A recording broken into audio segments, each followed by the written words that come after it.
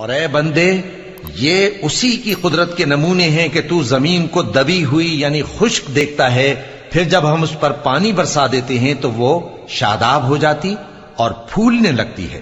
بے شک وہ جس نے زمین کو زندہ کیا وہی مردوں کو زندہ کرنے والا ہے، بے شک وہ ہر چیز پر قادر ہے۔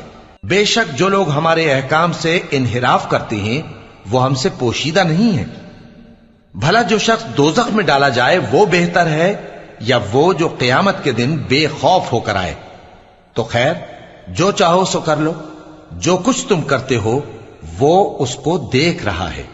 جن لوگوں نے نصیحت کو نہ مانا جب وہ ان کے پاس آئی، حالانکہ یہ تو ایک عالی رتبہ کتاب ہے، اس میں جھوٹ کا دخل نہ آگے سے ہو سکتا ہے نہ پیچھے سے۔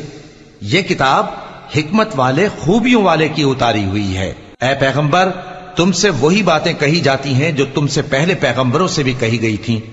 بے شک تمہارا پروردگار بخش دینے والا بھی ہے اور عذاب علیم دینے والا بھی۔